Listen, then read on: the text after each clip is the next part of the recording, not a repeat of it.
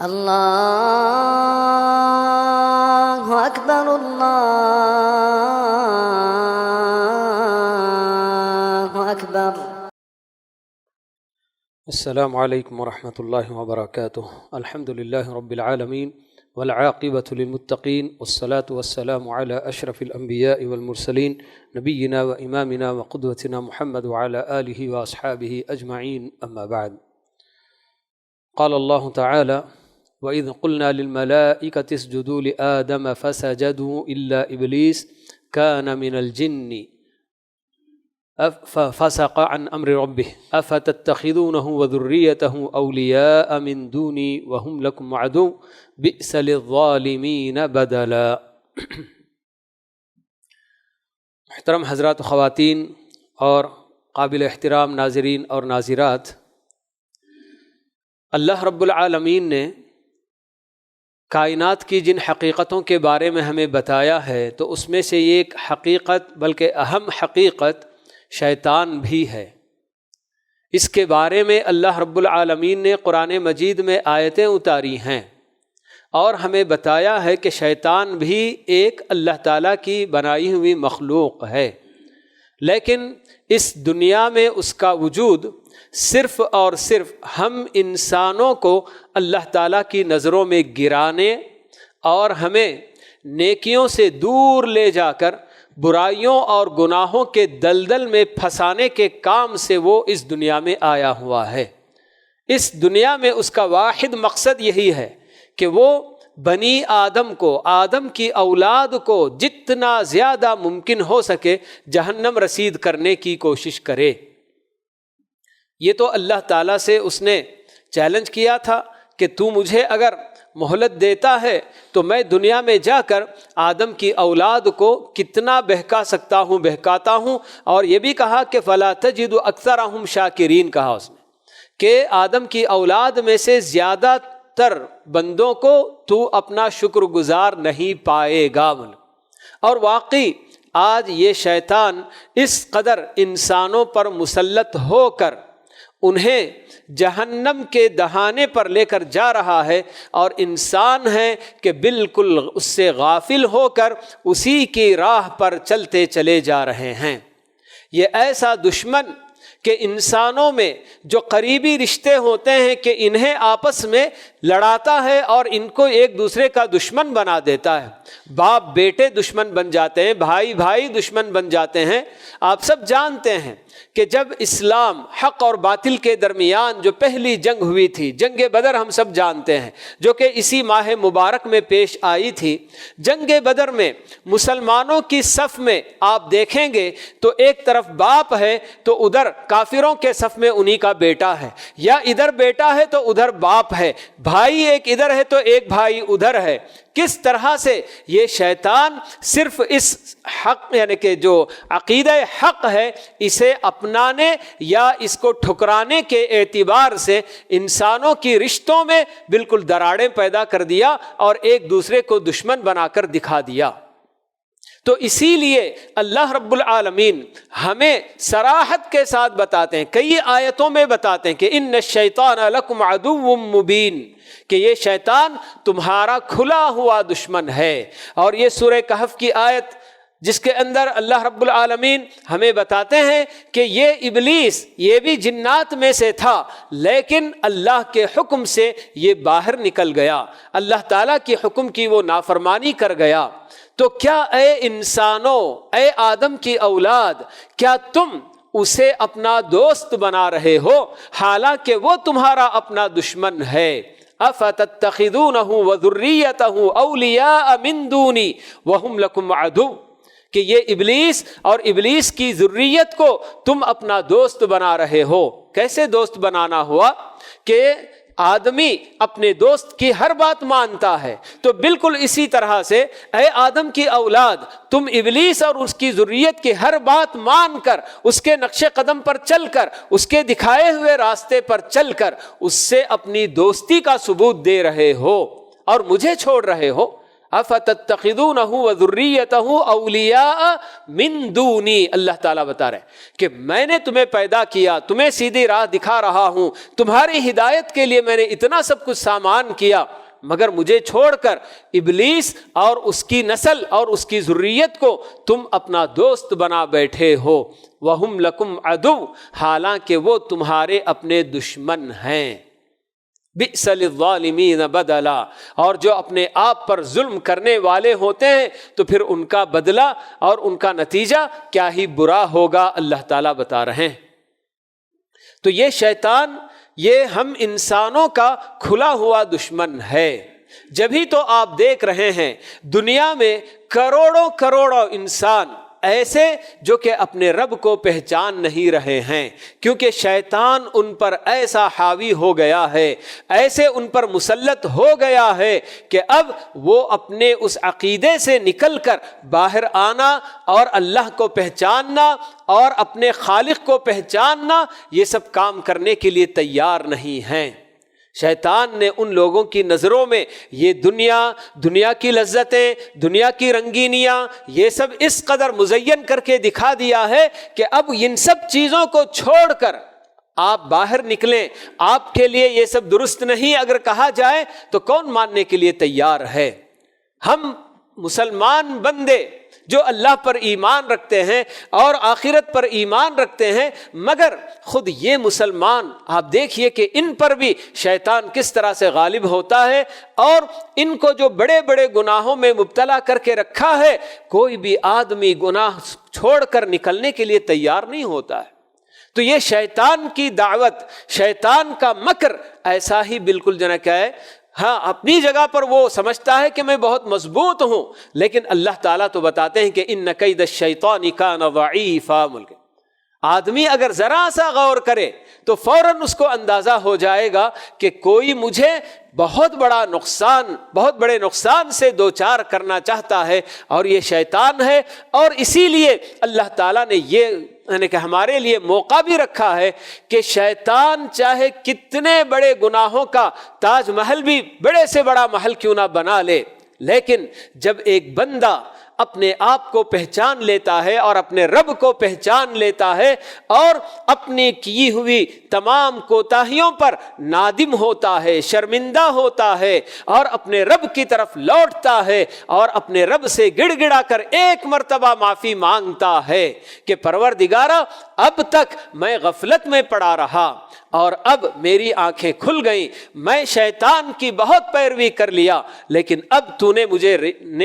سیدھا راستہ دکھا دیا، نیکی کا راستہ تو نے دکھا دیا، تو اب تک جو کچھ بھی میں نے کوتاہیاں کی اسے تو اپنی رحمت سے عفو درگزر کر دے، معاف کر دے۔ بس بندہ اگر صدق دل سے ایک مرتبہ اپنے رب کے سامنے جھک جاتا ہے، گڑ گڑاتا ہے، اس کا تعمیر کیا ہوا اتنا اونچا محل کیوں نہ ہو دھڑام سے گر پڑتا ہے اور سب کچھ ختم ہو جاتا ہے۔ تو یہ شیطان ہمارے لیے بہت بڑا بالکل کہ سب سے بڑا کھلا ہوا دشمن ہے، مگر اس کے باوجود ہماری اپنی حالت جب ہم اپنے آپ کو دیکھتے ہیں تو واقعی اللہ تعالیٰ جیسے بتا رہے ہیں کہ تم اسے اور اس کی ذریت کو اپنا دوست بنا کر زندگی گزارتے چلے جا رہے ہو۔ تو شیطان ایک انسان کو کس طرح سے گمراہ کرتا ہے، ابن قیم رحمہ اللہ اس کے کیا ہے 6 اسٹیپس بتاتے ہیں۔ اسٹیپس ایسے نہیں کہ شیطان پہلے چھوٹی چیز پر کوشش کرتا ہے کہ چلو یہ کرا کے دیکھیں انسان سے، یہ اگر مان لیا تو اس سے آگے بڑھیں، اس سے آگے نہیں، بلکہ سب سے جو آخری حد ہے گناہ میں وہ وہاں سے شروع کرتا ہے شیطان، اور گناہوں میں سب سے آخری حد کفر اور شرک ہے۔ تو شیطان کی پوری کوشش یہ ہوتی ہے کہ انسان کو مشرک بنا دے، کافر بنا دے۔ اس کا اپنا عقیدہ جو توحید کا ہے، آخرت پر ایمان کا ہے، اس پورے عقیدے کو بگاڑ کر ایک بندے کو، ایک انسان کو کافر اور مشرک بنانے کی پہلی کوشش شیطان کرتا ہے۔ لیکن جب بندے کا عقیدہ مضبوط ہوتا ہے، شیطان کی پوری کوشش اسے کافر بنانے، مشرک بنانے میں ناکام ہو جاتا ہے، وہ کیونکہ اس کا اپنا عقیدے کا جو توحید کا عقیدہ ہے بڑا مضبوط ہے، اللہ تعالیٰ کو اپنا خالق، اپنا رب سب کچھ وہ مانتا ہے، سمجھتا ہے۔ تو پھر ایسے بندے کے لیے دوسرا اسٹیپ جو اس سے کم ہے وہ یہ چاہتا ہے کہ انسان جو اللہ پر ایمان رکھا ہوا ہے اور اللہ کی باتیں ماننے میں تلا ہوا ہے، تو ایسے بندے کے سامنے بدعات اور خرافات کا دروازہ کھول دیتا ہے، اور ایسے بندے کو یہ ایسی باتیں جن کا دین سے کوئی تعلق ہی نہیں ہوتا، ایسی باتوں میں مبتلا کر کے آدمی کو خوش کراتا ہے کہ ہاں تم جو کر رہے ہو بالکل دین پر عمل کر رہے ہو۔ حالانکہ آدمی جب اللہ تعالیٰ نے جو دین دیا ہے اپنے کتاب میں اور اپنے رسول کی زبانی جو کچھ ہمیں بتایا ہے، اگر اس سے ہٹ کر بندے اگر اپنی جانب سے اللہ تعالیٰ کی بندگی کا کوئی بھی طریقہ ایجاد کر کے اپنے سے نیا اس پر اپنے رب کی بندگی کرنا چاہیں گے، اللہ تعالیٰ کے نزدیک وہ ہرگز قابل قبول نہیں ہے۔ اللہ تعالیٰ یقیناً ہمیں اس کی بندگی کے لیے پیدا کیا، اور اس نے یہ بھی بتا دیا کہ بندگی تم اپنی مرضی سے نہیں کرو گے میری، بلکہ بندگی میری مرضی سے تمہیں کرنا ہوگا کہ میں جو راستہ تم کو بتاتا ہوں کہ میں اس سے خوش ہوتا ہوں، اس سے ناراض ہوتا ہوں، تو تمہیں اسی پر چلنا ہوگا۔ میری اپنی مرضی سے تمہیں بندگی کرنی ہوگی، تمہاری اپنی مرضی سے نہیں۔ تو یہ دوسرا اسٹیپ ہوتا ہے شیطان کا کہ جب آدمی کافر اور مشرک نہیں بن پاتا ہے تو ایسے بالکل دین کے نام پر نئی نئی چیزیں ایجاد کر کے آدمی کو اس میں ملوث کر دیتا ہے، مبتلا کر دیتا ہے، اور آدمی کیا سمجھ کر کرتا ہے کہ میں جو کر رہا ہوں دین سمجھ کر کر رہا ہوں، اللہ کو خوش کرنے کے لیے، اللہ کے قریب ہونے کے لیے میں یہ عمل کر رہا ہوں۔ اور ایسا آدمی بہت کم توبہ کرتا ہے اپنی بدعات اور خرافات سے۔ عام طور پر جب اس طرح کے جو بھی بدعات اور خرافات میں مبتلا لوگ ہوتے ہیں ان سے کہا جاتا ہے کہ بھئی اس کا تعلق دین سے نہیں ہے، صحیح دین یہ ہے، کیوں آپ اپنے طور پر نئی نئی چیزیں دین میں ایجاد کر کے اللہ تعالیٰ سے یا اللہ کی بندگی کا جو نا راستہ نیا کیوں جو نا اختیار کر رہے ہو؟ تو بڑے آرام سے کہنے والے کیا کہہ لیتے ہیں کہ ہمارا رب ہمارے دلوں کا حال جانتا ہے، وہ سب قبول کر لے گا۔ ہمیں معلوم ہونا چاہیے کہ اللہ رب العالمین کے نزدیک اعمال کی قبولیت کے لیے دو بڑی اہم شرطیں ہوتی ہیں۔ ایک خلوص نیت، جی اخلاص جس کو کہا جاتا ہے کہ جو عمل میں کر رہا ہوں وہ خالص اللہ کی رضا پانے کے لیے میں کر رہا ہوں، اللہ کی خوشنودی پانے کے لیے مجھے کرنا ہے۔ کیا مطلب؟ دکھاوے کے لیے نہیں کرنا ہے، ریاکاری کے لیے نہیں کرنا ہے، نام کمانے کے لیے، لوگوں میں واہ واہ حاصل کرنے کے لیے مجھے عمل نہیں کرنا ہے۔ مجھے عمل کرنا ہے تو میرا رب راضی ہو، میرا رب خوش ہو، اس ارادے سے مجھ کو عمل کرنا ہے، جو کہ اخلاص کی شرط جو کہلاتی ہے۔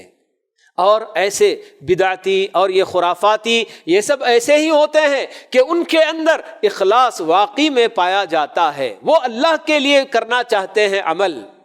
لیکن دوسری اہم شرط پر بھی ہماری اپنی نظر ہونی چاہیے کہ اس کے بغیر اللہ تعالیٰ قبول نہیں کرتے ہیں۔ صرف اخلاص ہونا کافی نہیں ہے، بلکہ دوسری اہم شرط اتباع سنت بھی ہے۔ اللہ کے نبی صلی اللہ علیہ وسلم نے دین کے نام پر جو باتیں اور دین پر چلنے کا جو طریقہ آپ نے ہم کو بتایا، اس طریقے پر ہم کو جو چلنا ہوگا۔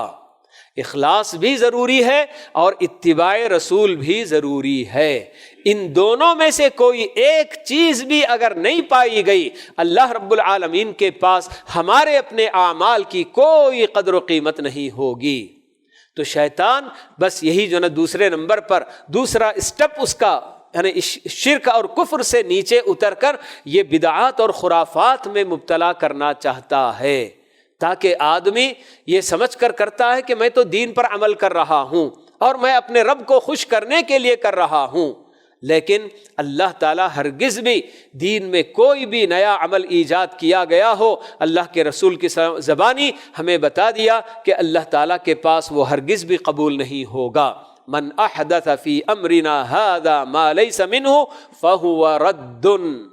کہ جس کسی نے بھی ہمارے اس دین میں کوئی نئی بات ایجاد کیا اور اسے دین سمجھ کر کیا تو وہ اللہ تعالیٰ کے پاس مقبول نہیں، بلکہ وہ کرنے والے پر ہی لوٹا دیا جائے گا، واپس دے مارا جائے گا کہ اس کا کوئی ہمارے پاس اس کی کوئی قدر و قیمت نہیں بلکہ۔ اسی لیے پیارے نبی علیہ السلام بار بار ہم تو ہر خطبے میں سنتے ہیں کہ کل بدعۃ ضلالہ وکل ضلالۃ فی النار کہہ کر، کل محدثۃ بدعہ، دین میں ایجاد کی گئی ہر بات ہر کام بدعت ہے، اور ہر بدعت گمراہی ہے، اور ہر گمراہی سیدھے جہنم تک پہنچانے والی ہے۔ یہ سب صرف اسی لیے کہ کہیں شیطان کے چنگل میں پھنس کر آدمی اپنی دین کو اور اپنی عمر کو برباد نہ کر لے۔ آدمی یہی سمجھ کر کرتا چلا جاتا ہے میں تو بس دین پر عمل کر رہا ہوں، اللہ کو خوش کرنے کے لیے عمل کر رہا ہوں، لیکن اگر اس سے توبہ نہیں کیا، اپنے نئے نئے طریقوں سے، اور جو صحیح دین ہے اسے اگر فالو نہیں کیا، تو کل وہاں قیامت میں اللہ تعالیٰ کے نزدیک وہ یہ سمجھ کر جائے گا کہ میں نے تو بہت عمل کا لمبا دفتر میں نے فل کیا ہے، لیکن وہاں جائے گا تو بالکل اس کو خالی، بالکل زیرو ملے گا، وہاں کچھ نہیں ملے گا۔ کیوں؟ اس لیے کہ اس نے جو عمل جیسے بتایا گیا ویسے نہیں کیا، اور اپنی مرضی سے اس نے اللہ کی بندگی کرنی چاہی، تو اللہ تعالیٰ اس کی اجازت ہرگز نہیں دیتا۔ مگر شیطان یہی کوشش کرتا ہے، ہر وہ مسلمان جس کا عقیدہ توحید کا بڑا مضبوط ہوتا ہے اور وہ اپنے توحید کے عقیدے سے ذرا بھی پھسلتا نہیں، تو وہاں ایسے بدعات اور خرافات میں مبتلا کرنے کی وہ پوری کوشش کرتا ہے۔ اگر اس اسٹیپ میں بھی وہ ناکام ہو جاتا ہے، بندے کا ایمان اتنا مضبوط اور دین سے اور اللہ کے رسول سے اس کی محبت اتنی شدید ہوتی ہے کہ وہ کوئی بھی عمل دین سے ہٹ کر کرنے کے لیے راضی نہیں ہوتا، ہر کام صرف وہی کرنا چاہتا ہے جو اللہ نے اور اللہ کے رسول نے بتایا، اور جیسے بتایا گیا بس اسی پر وہ عمل کرتا ہے۔ اگر ایسا بندہ ہوتا ہے تو اس کے پیچھے اور ایک اسٹیپ نیچے اتر کر یہ چاہتا ہے کہ ایسے بندوں کو بڑی بڑی گناہوں میں مبتلا کرے، کبائر جن کو کہتے ہیں ہم کبیرہ گناہ بول کے، تو بڑے بڑے گناہوں میں مبتلا کرنا چاہتا ہے۔ اور واقعی یہ چیز دیکھنے میں بھی آتی ہے کہ ایسے بہت سارے بندے جو عقیدے میں مضبوط ہوتے ہیں، بدعات اور خرافات میں بھی پڑتے نہیں ہیں، مگر ان کے اندر اس طرح کی چیزیں بہت پائی جاتی ہیں کہ بڑے بڑے گناہوں میں مبتلا ہو جاتے ہیں۔ تو یہ تیسرا اسٹیپ ہوتا ہے شیطان کا۔ اگر بڑے بڑے گناہوں سے بھی آدمی اپنا دامن بچاتا ہے تو پھر اس سے اور کم تر، بہرحال شیطان کی یہ کوشش کہ میں کچھ نہ کچھ آدم کی اولاد کو نقصان پہنچاؤں، اس کو کامل رہنے نہ دوں، یہ اس کی اپنی کوشش ہوتی ہے۔ تو جب بڑے بڑے گناہوں سے بھی آدمی ڈرتا ہے، اللہ تعالیٰ کا خوف اس کے دل میں ایسا ہوتا ہے کہ بڑے بڑے گناہ تو بالکل قریب بھی نہیں جاتا، تو ایسی صورت میں وہ چھوٹے چھوٹے گناہوں میں مبتلا کرنے کی کوشش کرتا ہے، اور دل کو یہ تسلی دلاتا ہے تم تو بڑے بڑے گناہ کون سے کرتے ہو، دیکھو تمہارے فلاں اور یہ ہیں وہ ہیں کتنے بڑے بڑے گناہ کر رہے ہیں، تم تو بس یہ چھوٹا سا گناہ کرو گے تو اس سے کیا ہو جائے گا۔ اور اسی طرح سے ایسے کہ خرافات کے خاص کر عقیدہ اس کا ایسا بنا دیتا ہے کہ لا تضر مع الایمان معصیہ، بھئی تم تو مومن ہو، نہ بدعات کرتے ہو نہ بڑے گناہ کرتے ہو، تو تمہارا ایمان ہے تو بس کافی ہے نجات کے لیے۔ اگر ایمان ہے تو ایمان رہتے ہوئے کوئی بھی گناہ کرو تمہارا کوئی نقصان نہیں ہوگا۔ ایسا فرقہ گزر چکا ہے، ایسے لوگ جو کہ امید بہت زیادہ دلانے والے، حالانکہ اللہ تعالیٰ کے تعلق سے بندے کو بالکل بیلنس برقرار رکھنا ہے، ایک طرف سے اللہ تعالیٰ کی رحمت کی امید بھی ضرور رکھنا ہے، اور دوسری طرف اللہ تعالیٰ کی پکڑ سے اس کو ڈرنا بھی ہے۔